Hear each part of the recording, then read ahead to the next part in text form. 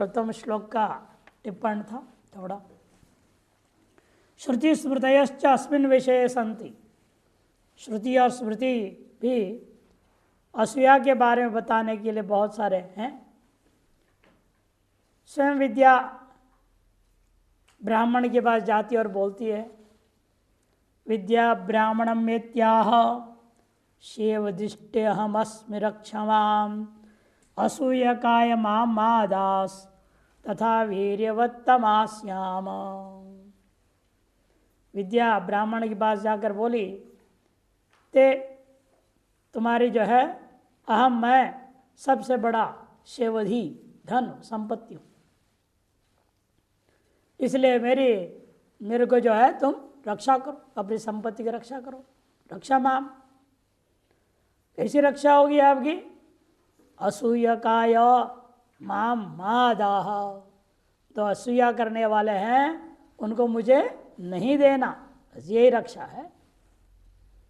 तथा ऐसे करने पर मैं दिन प्रतिदिन और ज़्यादा मजबूत हो जाऊंगी, तुझ में वीर्यवत्तमास्यामिति महासरस्वती उपनिषद में है, मनुस्मृति में भी है।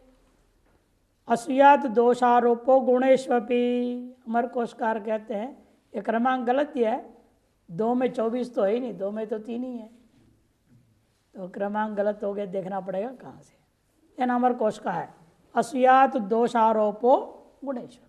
असूया उसे कहते हैं तो गुणों में भी दोष का आरोपण करना। अत्रि स्मृतिकार कहते हैं, न गुणान गुणिनो हन्ति स्तौति चान्यान गुणानपि न हसे चान्य दोषांश्च सा नसूया प्रकीर्तिता। अनसूया किसको कहते हैं? असूया का भाव। गुणिनो गुणान न हन्ति, जो गुणी होते हैं वो दूसरे को गुण को देखकर जलते नहीं, उनका हनन नहीं करते, उनकी प्रशंसा करते। स्तौति च अन्यान गुणानपि, अन्य उनके गुणों को भी स्तुति करते हैं। और कभी दूसरों में दोष दिखाई भी दे, जो गुणी पुरुष होता है वो न हंसे, वो हंसेगा नहीं, मजाक नहीं उड़ाएगा, बल्कि उनको समझाने की कोशिश करेगा, दोषों के बताएगा आप अरे ये कमी है, इसको सुधार लो। इस प्रकार का जो स्थिति है, गुण है, स्वभाव है, उसी का नाम अनसूया, असूया का अभाव। धर्मम अर्थंच कामम यो लभते मोक्षमेव च न द्विष्यात्तम सदा प्राज्य सानुसूया स्मृता बुधैहि। गौतमीय धर्म सूत्र में 1.8.24 में श्लोक बनाया उन्होंने सूत्र में, धर्मम अर्थंच कामम मोक्षंच यो लभते, धर्म अर्थ काम और मोक्ष जो प्राप्त करता है सदा त न द्विष्यात्, सदा ही उसके साथ द्वेष नहीं करना चाहिए।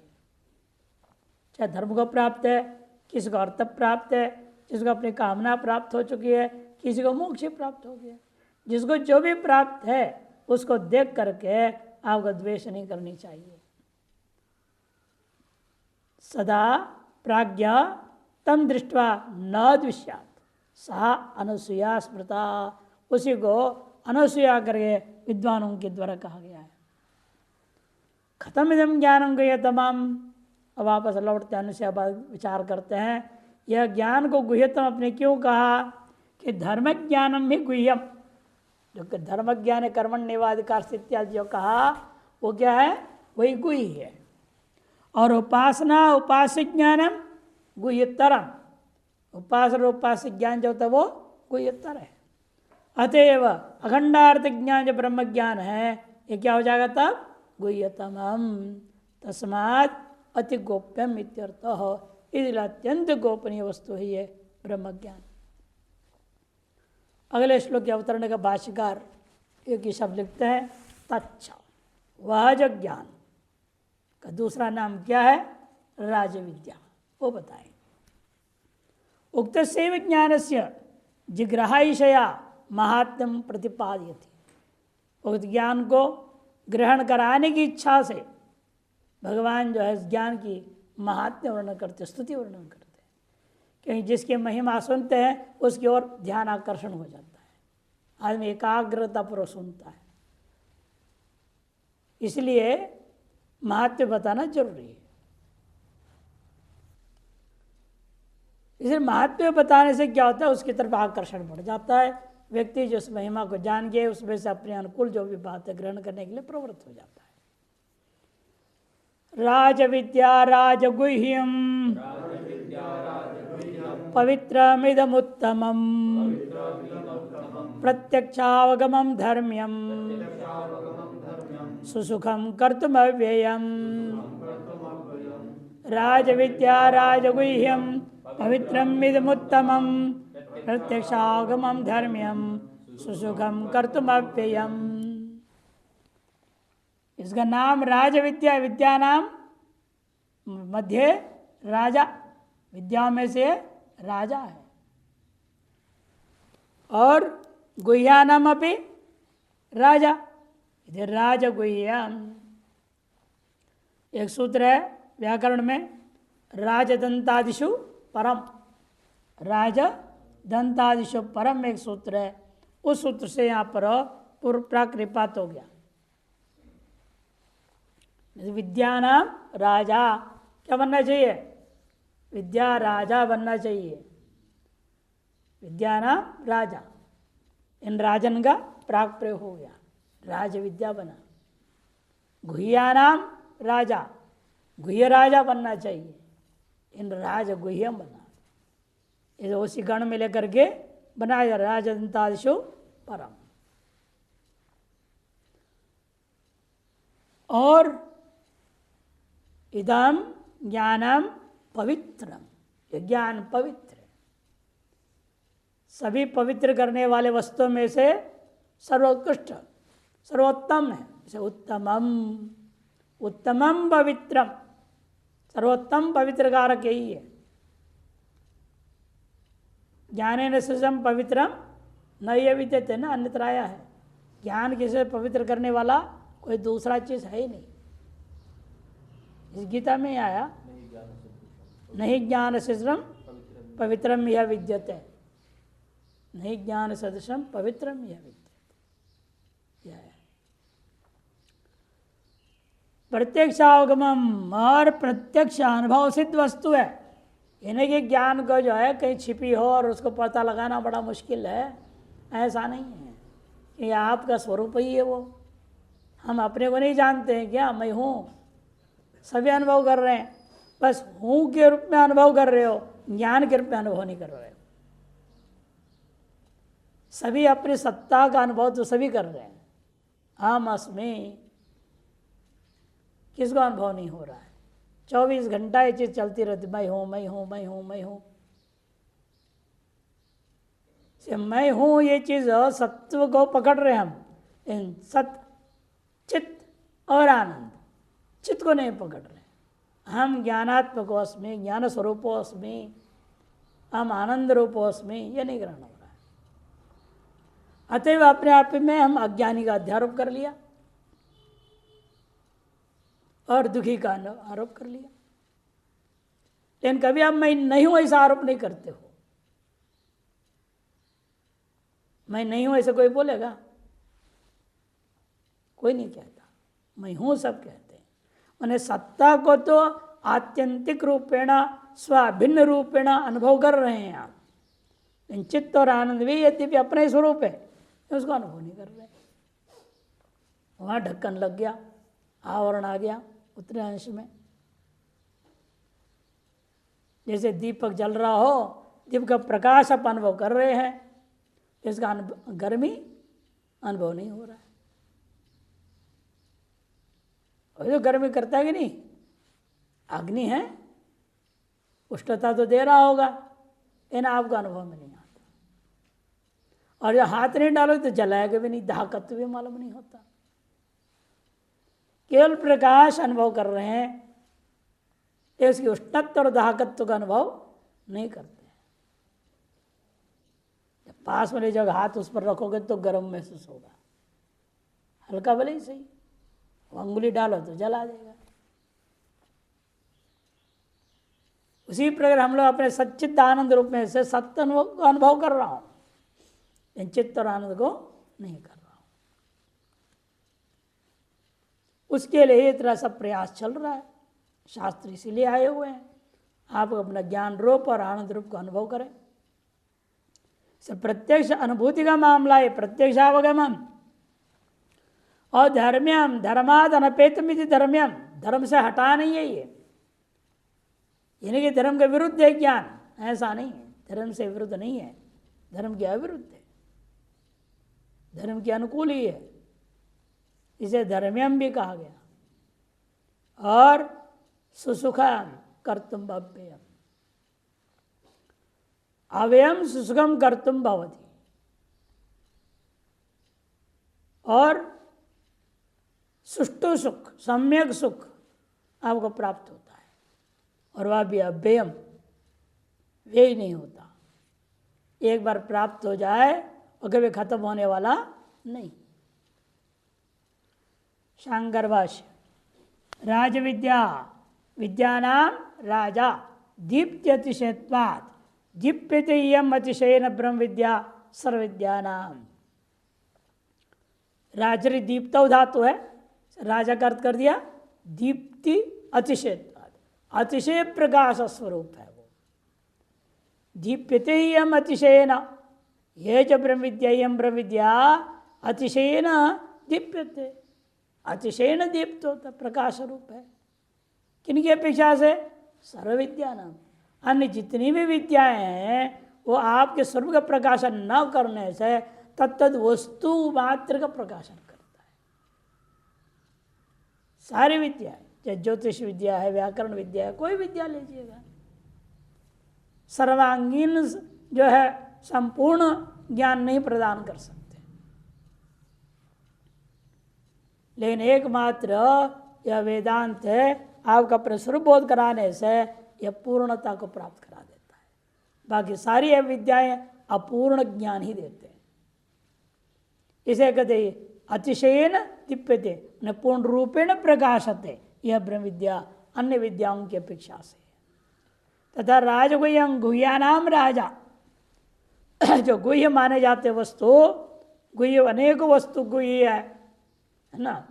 हर व्यक्ति का, पुरुष के अंदर भी एक अंग है जो गुह्य अंग बोलते हैं, स्त्री में भी गुह्य अंग है ना। गुह्यात गुह्यम गोप्त्री इत्यादि शब्दों से कहा गया। इसलिए जितने गुह्य पदार्थ माने जाते हैं संसार में, उनमें से सबकी अपेक्षा से यह राजा अतिशयेन गुह्य है, अत्यंत गोपनीय है। पवित्रम पावनम इदम उत्तमम, पवित्रम माने पावनम, यह अत्यंत पावक है।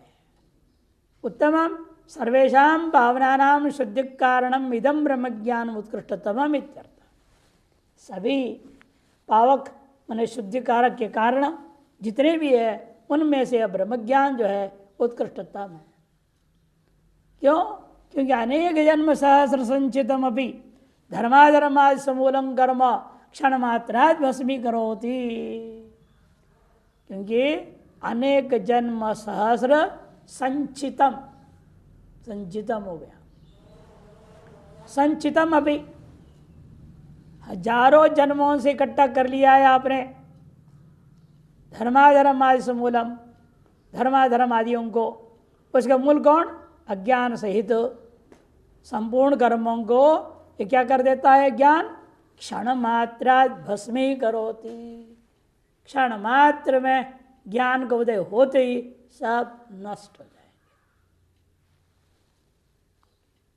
क्षीयन्ते सर्वकर्माणि, है ना, विद्यते हृदयन्ति छिद्यन्ते सर्वसंशया क्षीयन्ते सर्वकर्माणि तस्मिन् दृष्टे परावरे।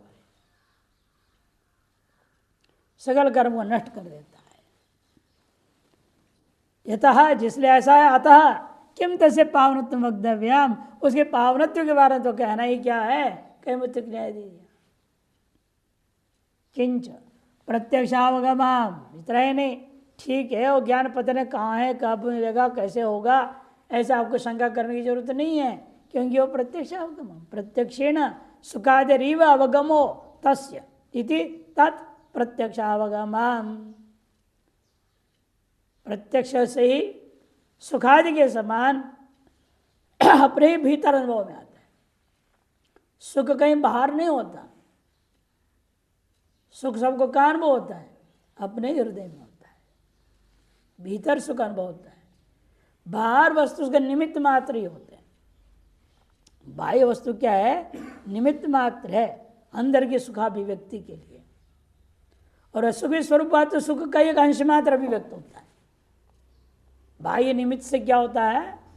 अपने सुख सागर हैं, हम आनंद रूप हैं, आनंद सागर है, उसे एक बूंद छलक उठता है जो कि विषय सामने आ जाए।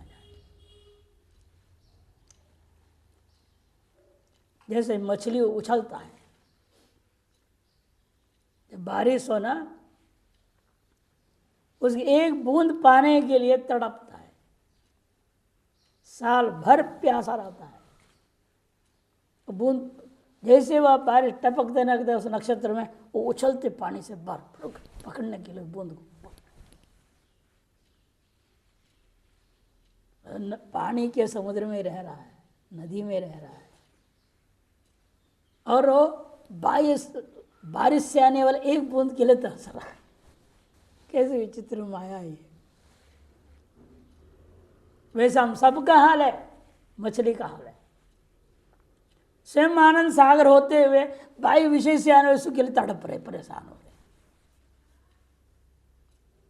ये विषय सुख नहीं मिला, वो विषय सुख नहीं मिला, विषय को बटोरने में लगे हुए, विषय सुख का पीछे भाग रहे।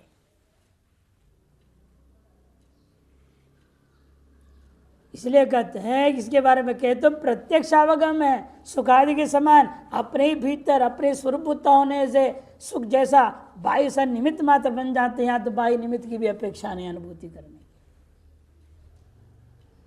अवगमो यस्य तत् प्रत्यक्ष अवगमम अनेक गुणवतोपि धर्म विरुद्धत्वम दृष्टम। पूर्व पक्ष अधिक है, अनेक गुण संपन्न हो तो भी कई बार देखा गया वो धर्म से विरुद्ध है। जैसे शेन याग है, शेन याग होता है कि नहीं? शेन याग क्या है? शत्रुनाशक याग है, विजय प्राप्त कराने वाला याग है। अतएव सर्वगुण संपन्न है वो, किंतु धर्म को आपने अपने किसी शत्रु मान के उसके वध के लिए प्रयोग कर रहे हो, वो अधर्म पक्ष में रह करके धर्म पक्ष वाले को मारने के प्रयास कर रहे हैं ना। मेघनाथ क्या था? रावण का बेटा, अधर्म पक्ष में है, और उधर लक्ष्मण को मारना चाह रहा है, वो धर्म पक्ष वाले को। ऐसे करने से, दुरुपयोग करने से उस याग का वह व्यक्ति क्या होगा? उसको नरक मिलेगा, वर्णन आया। यह लोक का सर्व सुख दे रहा है विजय होने पर, गुण संपन्न है ही है, वैदिक है, अवैदिक भी नहीं। लेकिन अंतिम नतीजा क्या है? अनर्थ है। इसे लक्ष्मण ने धर्म का लक्षण में क्या दिया? अर्थ शब्द दिया। वेद प्रतिपाद्य प्रयोजन अर्थो धर्म सेनादवती व्याप्ति वारणाय अर्थे थी लिखा हुआ है। तो उसका अंतिम नतीजा अनर्थ है। वैसे ये नहीं है, ये बताना चाहते हैं। वैसे धर्म विरुद्ध नहीं है। न तथा आत्मज्ञानम धर्म विरोधी, उस प्रकार से आत्मज्ञान धर्म विरोधी नहीं है, किंतु धर्म्यम, धर्म्यम यह गलत छपी है, धर्म्यम उसके व्युत्पत्ति दिया धर्माद अनपेतम, धर्माद धनपेतम, जो धर्म से हटा नहीं है, धर्म के अनुरूप ही है, धर्म ही है।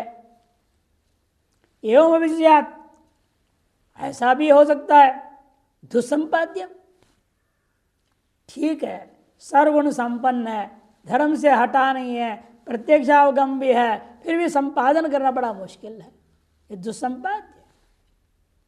इतः सुखम सुसुखम कर्तुम का यथा रत्र विवेक ज्ञानम, तथा रत्र विवेक ज्ञान अभ्यास हो जाए, फिर दूर से देख के बता देगा नकली है कि असली है।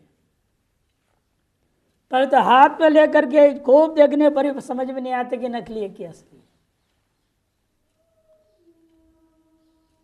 नग होते हैं ना मोती वगैरह, उसको रत्न, रत्न कहते ही नहीं चीजों को। पुखराज, नीलम है वगैरह रत्न है। उन रत्नों का ज्ञान जिस प्रकार से अभ्यास होने तक तो कठिन है, इन एक बार अभ्यास हो जाए बाद दूर से देख के बता देंगे नकली है क्या असली है। नहीं तो उठा करके ओ धूप में इधर से उधर घुमा के देखो, आगे देखो पीछे देखो, सब देखेंगे तब जाकर लगता है कि हाँ हाँ थोड़ा ठीक ठाक है ही है, लेते हैं लोग। मेरे सामने भी लाते हैं लोग, मैं भी ऐसे परीक्षण करता हूँ, देखता हूँ, तब वो क्या करता हूँ। ये हमारे धंधा तो है नहीं तो हम अभ्यास कर लेते, धंधा होता था।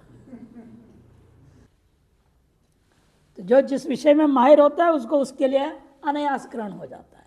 हम यदि ज्ञान में माहिर हो जाए हमारे लिए अनायास हो जाएगा। सुसुखम कर तुम, इसे विशेषण दिया गया। यथा रत्न विवेक विज्ञान तत्र अल्प आयासानाम, अल्प होना चाहिए, तत्र अल्प आयासानाम कर्मणाम सुख संपाद्यानाम अल्प फलत्वम। पूर्व पक्षी कहते ठीक कहा आपने, लेकिन जिसके जितना प्रयास कम होता है फल भी कम होगा, जितना ज्यादा मेहनत करेगा उतना ज्यादा फल मिलेगा। पूर्व पक्षी। और आपने कहा सुसुखम अनायास हो जाता है, अनायास हो तो फल भी ऐसे ही होगा, फिर तो 2-4 मिनट के लिए होगा मोक्ष। जो अल्प आयास वाला कर्म अल्प फल देता है, बहु आयास वाला जो फल भी बहुत होता है, और आपका अनायास वाला फल है तो फल भी ऐसे ही होगा ना, पर कर्म ऐसा है। तो युक्ति लगा रहा है पूर्व पक्षी, कहता है अल्प आयासन कर्मणाम सुख संपाद्यानाम, जो अनायास संपाद्य हैं वे अल्प फलत्वम, अल्प फल देने वाले होते हैं। और दुष्करणांच महाफलत्वम, और जो कठिन बहुत प्रयास किए जाने वाले जो दुष्कर है, ऐसे जो कर्म है उनका फल भी महाफल होता है दृष्टम।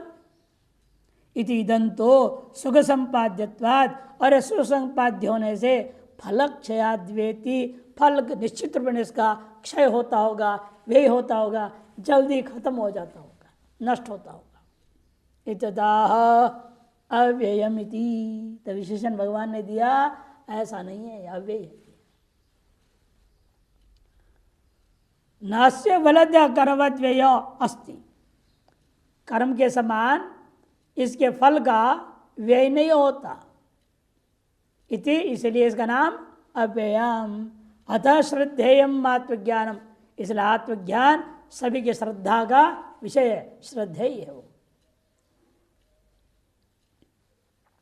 शंकराचार्य टीका, राजविद्येति, राजविद्या विद्या ज्ञानानि सकल वेद शास्त्र अध्ययन समुत्पन्नानि इहलोक परलोक साधनानि यानि तानि सर्वाणि। विद्या एक दो नहीं है, विद्या माने ज्ञानानि, सकल वेद सकल शास्त्र का अध्ययन से उत्पन्न, इहलोक परलोक के साधनभूता जितने भी ज्ञान तानि सर्वाणि, उन सबको पुंसा संसार प्रवर्तकानि एव भवन्ति, इस पुरुष को संसार में प्रवृत्त कराने वाले होते हैं, न तो निवर्तकानि, निवृत्त कराने वाले नहीं होते। इन ब्रह्म विद्या तो स्वोत्पत्ति मात्रेण विष ब्रह्मताम गमयित्वा सकारणम संसार निशेषमेव निवर्तयति। और ब्रह्म विद्या तो उत्पत्ति मात्र से ही इस विद्वान को ब्रह्मत्व प्राप्त करा देता है। ब्रह्मताम गमयित्वा, कारण सहित संसार को पूर्णतया नष्ट कर देता है। यथा प्रबोध स्वप्न संसारम तो दुखंच, जैसा आप जगते हो, जगते ही बराबर क्या होता है, जो स्वप्न में आप देख रहे होंगे उटपटांग चीजें और दुखी हो रहे होंगे, वो स्वप्न संसार और तज्जन दुख सब कुछ क्षण मात्र में खत्म हो जाता है। तथा इसी प्रकार से अभी तथा सर्वासाम विद्यानाम राजा श्रेष्ठ, इसी कारण से कहा जा रहा है यहाँ सकल विद्याओं में यह जो ब्रह्म विद्या है यह राजा है, माने श्रेष्ठ है। अत उच्चते राजविद्या इति, इसे इसका नाम रख दिया राजविद्या। यद्वा सर्वविद्या शास्त्रजन्य सम्यक अहंकार वर्धयित्वा आत्मतम रोहितम कुर्वन्ति। देखो अन्य सारी विद्याएं कैसी है, शास्त्रजन्य भी क्यों ना हो, आपके अंदर सम्यक प्रकार से अहंकार को बढ़ा देता है। मेरे जैसे कोई विद्वान नहीं, हर इंसान के अंदर भरा पड़ा है। किसी भी अध्यापक से मिलो, मेरे जैसा कोई पढ़ाने वाला नहीं, सुपर मास्टर अपने आप को मानता है। चाहे वो विज्ञान पढ़ा रहा है, चाहे कुछ भी पढ़ा रहा है, चाहे स्कूल के बच्चों को ही पढ़ा रहा है, मेरे से कोई पढ़ाने वाला ही नहीं, मैं तो सबसे बढ़िया हूँ। डॉक्टर के पास जाओ, कौन डॉक्टर कहता है मैं बेकार हूँ, मेरे से इलाज मत करो, मैं तो मरवा मार डालूंगा तेरे को, ऐसे कोई कहेगा? जो दे आ जाओ, मेरे से कोई मिलेगा नहीं तेरे को, सही सही मैं दवाई दूंगा, सस्ती दवाई दूंगा, बिल्कुल ठीक कर दूंगा, भले ऊपर पहुंचा देगा, लेकिन कोई नहीं कहेगा मैं खराब। चाहे वकील ही देख लो, बिल्कुल अनपढ़ भी होगा, कुछ आता जाता ही नहीं, जैसे तैसे पास तो कर लिया नकल पकल करके।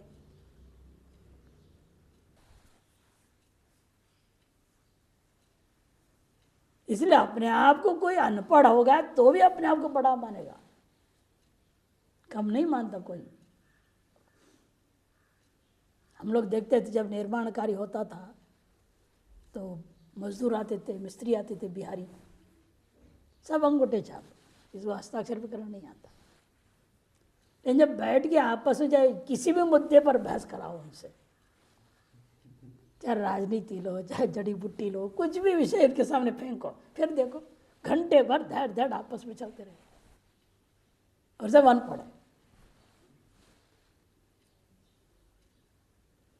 उन्हें सब मेरे परवर तू क्या जानता है, सीधे वो तुम क्या जानते हो, मैं जो करूं ठीक बोल रहा हूं। तो हम देखते समझते थे, देखो संसार में अहंकार कैसी है, कितनी गजब है।